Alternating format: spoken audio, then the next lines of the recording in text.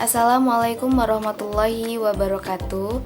Yang terhormat kepada Bapak Desi Budiono SPD MPD selaku dosen pengampu mata kuliah Manajemen Pemasaran, kami dari kelompok 1 akan mempresentasikan hasil diskusi kelompok kami tentang segmentasi pasar. Pemateri pertama yaitu saya Nadia Lailatul Umaro dan rekan saya Putri Amara Kartika dan Amelia Salsabila. Pemateri pertama akan dijelaskan oleh saya dan pemateri kedua akan dijelaskan oleh Putri Amara Kartika dan pemateri yang ketiga yaitu akan dijelaskan oleh Amelia Salsabila. Oke, yang pertama itu ada A, pola segmentasi pasar. Pola segmentasi pasar ini ada 3. Yang pertama itu ada preferensi homogen. Melihat suatu pasar di mana semua konsumen itu secara kasar memiliki preferensi yang sama terhadap produknya. Yang kedua, itu ada preferensi tersebar. Kenapa ada preferensi tersebar ini? Karena melihat bahwa preferensi konsumen jauh beragam. Maka merek pertama yang masuk ke pasar kemungkinan mau mengambil posisi tengah sehingga menarik sebagian besar orang. Yang ketiga itu ada preferensi terkelompok. Perusahaan pertama di pasar itu memiliki 3 kelompok. Ia dapat mengambil posisi di segmentasi pasar terbesar. 3 kelompok tersebut adalah sebagai berikut. Yang pertama itu adalah ia dapat mengambil posisi di tengah, berharap dapat menarik semua kelompok.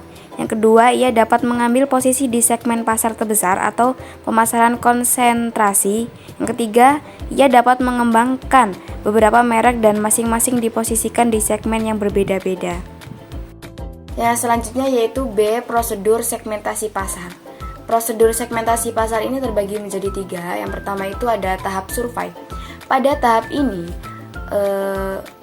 periset harus melakukan wawancara untuk mencari penjelasan dan membentuk kelompok fokus untuk mendapatkan pemahaman atas motivasi, sikap, dan pelaku konsumen. Jadi, tahap survei ini periset itu harus mengetahui konsumen itu bagaimana sikapnya, bagaimana perilakunya. Karena yang kedua terus akan dianalisis. Karena tahap kedua itu ada analisis.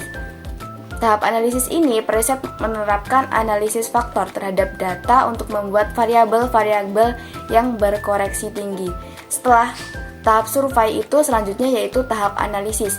Dari hasil survei itu, selanjutnya dianalisis bagaimana variabel-variabel tentang survei tersebut. Yang ketiga itu ada tahap pembentukan. Jadi masing-masing kelompok itu dibentuk berdasarkan perbedaan sikap, perilaku, psikografis, dan pola media. Jadi setelah tahap survei itu ada tahap analisis. Setelah disurvei itu hasilnya itu akan dianalisis. Setelah dianalisis maka yang ketiga akan dibentukkan kelompok-kelompok berdasarkan sikap, perilaku pada konsumen tersebut. Baik, saya akan melanjutkan materi kedua yaitu E, menargetkan pasar. Menurut Philip Kotler, target market adalah keputusan pasar yang akan dituju oleh perusahaan yang terdiri dari sejumlah pembeli yang memiliki kebutuhan dan karakteristik tertentu.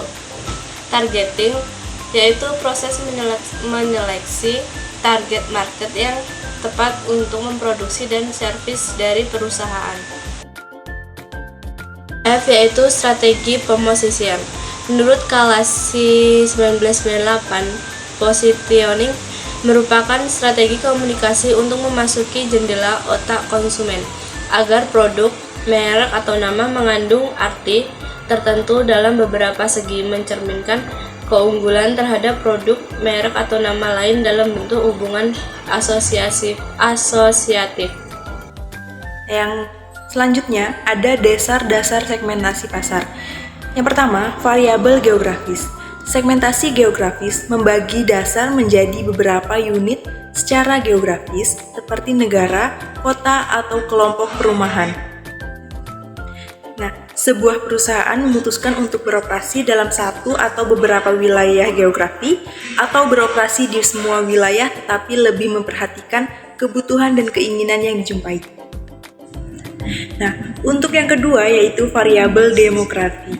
Segmentasi geografis membagi pasar menjadi kelompok berdasarkan pada variabel seperti umur, jenis kelamin, suku, ras, agama, bahkan pendidikan. Nah, faktor-faktor demografi merupakan dasar yang paling populer untuk membuat segmen pelanggan. Salah satu alasan ialah kebutuhan konsumen, keinginan, dan tingkat penggunaan seringkali sangat dekat dengan variabel demografi. Alasan lain ialah variabel demografi lebih mudah diukur ketimbang variabel lain. Nah, yang ketiga yaitu variabel psikografi. Pada variabel ini dibagi berdasarkan kelas sosial, kepribadian, dan gaya hidup. Untuk kelas sosial menunjukkan bahwa kelas sosial mempunyai pengaruh kuat pada pemilihan dalam mobil, pakaian, perabotan rumah tangga, hingga aktivitas di kala senggang, kebiasaan membaca, dan pedagang pengecer. Untuk kepribadian, pemasaran juga menggunakan variabel kepribadian untuk menyegmentasi pasar, memberikan kepribadian produk mereka yang berkaitan dengan kepribadian konsumen. Untuk gaya hidup, minat manusia terhadap berbagai barang dipengaruhi oleh gaya hidupnya dengan barang yang mereka beli mencerminkan gaya hidup tersebut. Yang keempat, ada variabel tingkah laku. Segmentasi tingkah laku mengelompokkan pembeli berdasarkan pada pengetahuan, sikap, penggunaan, atau reaksi mereka pada suatu produk. Nah, untuk selanjutnya ada segmentasi yang efektif. Yang pertama dapat diukur. Ukuran daya beli dan profil segmen yang dihasilkan harus dapat diukur atau dapat didekati oleh nasabah untuk menabung. Yang kedua, dapat dijangkau. Sesuai keadaan di mana perusahaan dapat secara efektif memuaskan usaha pemasarannya. Yang ketiga, cukup besar. Tingkat keluasan segmen pasar produk harus cukup besar dan menjanjikan keuntungan bila dilayani.